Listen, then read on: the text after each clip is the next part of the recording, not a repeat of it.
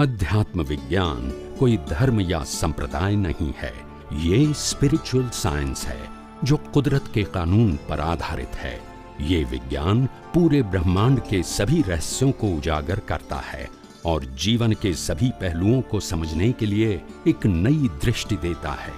इसी को art of vision कहते हैं, दुनिया को देखने की एक नई दृष्टि, जो अध्यात्म विज्ञानी परम पूज्य स्वामी श्री कमलेशानंद जी के निर्देशन में सनातन सत्य का अनुसंधान कर हमारे जीवन को प्रकाशित करे। जय सच्चिदानंद। जय सच्चिदानंद। जय सच्चिदानंद। हाँ, मारो एवो प्रश्न है कि આપણે આપતા સૂત્ર 4186 4186 હા, એમાં તમે જે વાત કરો છો ને કે દરઅસલ સાયન્ટિસ્ટ ને પ્રતિક્રમણ હોય નહીં, એમાં એ વાત દાદાએ કહી છે, પણ એમાં એવું કહ્યું છે કે આપણે જે વિપરિણામ થાય છે ને એના કારણે સંયોગો ભેગા થાય છે, તો પ્રતિક્રમણ જો કરીએ ને તો એ જે વિપરિણામને લીધે સંયોગો ઉભા થાય છે ને ભૂસાઈ જાય, તો આપણે કેટલીક વખત એવી સિચ્યુએશન આવે છે કે જેમાં ઉપયોગ રહી શકતો નથી આપણાથી, એવા કેટલાક સંજોગમાં, તો તે વખતે આપણે પ્રતિક્રમણનો ઉપયોગ કરી શકીએ કે કેમ? કેટલાક ઉપયોગ ના રહી શકે ને હલાઈ નાખે એવા સંજોગોમાં આપણે પ્રતિક્રમણ કરી લેવું જોઈએ કે કેમ? એટલે એવું છે કે અમે લોકોએ દાદા ભગવાનના મોઢે પણ પ્રત્યક્ષ અનેક વખત સાંભળ્યું છે અને પુસ્તકમાં પણ અનેક વખત લખ્યું છે અને એ આપતાવાણીઓમાં પણ અનેક જગ્યાએ છપાયું છે કે આ જ્ઞાન પછી પ્રતિક્રમણ હોય જ નહીં, સામાયિક પણ ના હોય. અને દાદા ભગવાને એટલે સુધી કીધું છે કે આવા સામાયિક પ્રતિક્રમણ, આરતી, આવા બધા તાઇફા અહીંયા ના હોય. તાઇફા શબ્દ વાપર્યું છે, બરોબર? સમજાય છે મારી વાત? એટલે એને વિજ્ઞાનના સંદર્ભમાં ના પાડી છે અને જે રિચ્યુઅલ્સ આપી એના સંદર્ભમાં હા પાડી છે, બરોબર? એટલે મેં અનેક વખત સત્સંગમાં કહ્યું કે ધાર્મિક અને સામાજિક રીતે પ્રાયશ્ચિત કરવું હિતકારી છે, સામાયિક કરવું હિતકારી છે, પણ આધ્યાત્મની અંદર એ વસ્તુ ના હોય. સમજાય? બંનેના લેવલ જુદા છે. મારી વાત સમજાય છે? એટલે પ્રતિક્રમણ સામે ખોટું છે તો પ્રશ્ન છે જ નહીં ના, પણ કઈ લેવલની વ્યક્તિઓએ કરવું જોઈએ કે જે સામાજિક અને ધાર્મિક જેનું અન્ડરસ્ટેન્ડિંગ છે એના માટે કરે છે. જે આધ્યાત્મ લેવલમાં ગયો, જેનું વિઝન સ્પિરિચ્યુઅલ બનાવી રહ્યો છે, એને આ ભાજગઢમાં પડવાની જરૂર નથી, ટચ જ કરવાનું નથી. દાદા ભગવાનનું એક સૂત્ર છે કે આ 2430 હા, ઓકે. અને આ જૂનામાં છે, નવીમાં 2444 છે. એટલે તમારું કયું છે મને ખબર નથી, પણ જોજો આ સત્સંગ કેવો કહેવાય. આ દાદા ભગવાનનું આપતા સૂત્ર વાંચું છું, તમારામાં હોય તો કાઢો. આ સત્સંગ કેવો કહેવાય? મળ્યું તમને? મળ્યું? ના, મારામાં 5 ભાગ છે ને, એટલે હમણાં હું 5મો ભાગ લઈને બેઠો છું, એટલે મારી પાસે છે નહીં. ઓકે, આ સત્સંગ કેવો કહેવાય? પ્રશ્નાર્થ. આ કરો, સારું કરો, ફલાણું કરો, પ્રતિક્રમણ કરો, સામાયિક કરો, જપ કરો, તપ કરો, એવા તોફાનો અહીંયા હોય નહીં. બરોબર? અહીં કશું કરવાનું ના હોય, અહીં તો જાણવાનું ને સમજવાનું હોય. સમજવાથી સંકિત થાય અને જાણવાથી જ્ઞાન થાય, અને જે જાણી ગયો ને સમજી ગયો તેનાથી સમ્યક ચારિત્ર થાય. આ દાદા ભગવાનનું સૂત્ર છે 2444 નવામાં અને 2430 જૂનામાં. બરોબર?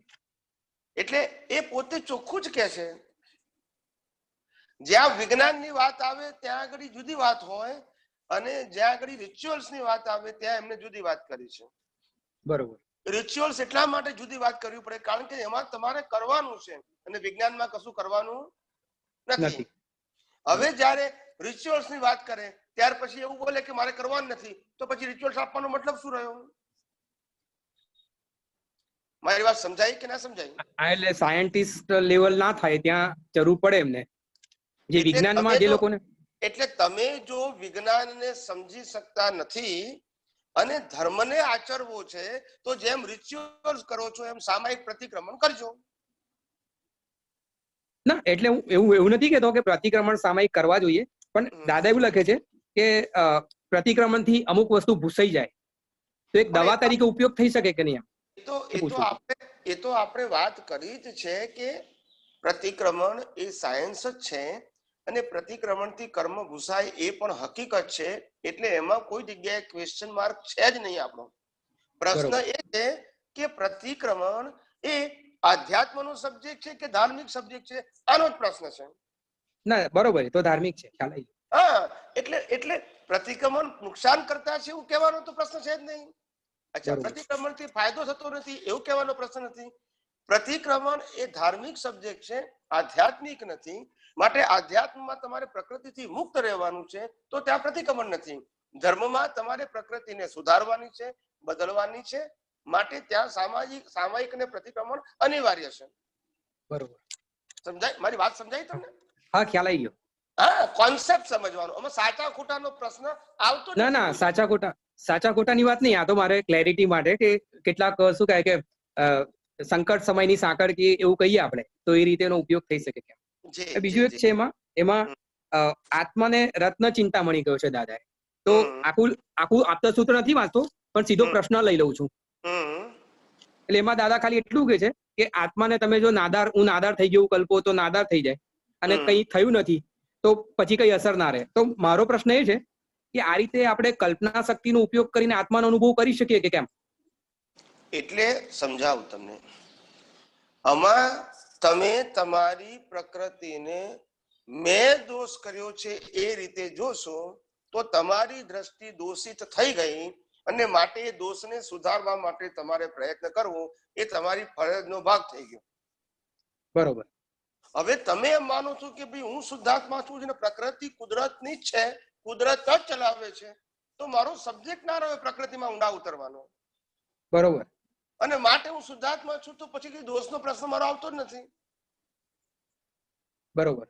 અને પ્રકૃતિ તો કર્મ ભોગવાનું સાધન છે, કુદરત જ આપી છે, કુદરત ચલાવે છે, કુદરત એનો અંત લાવવાની છે.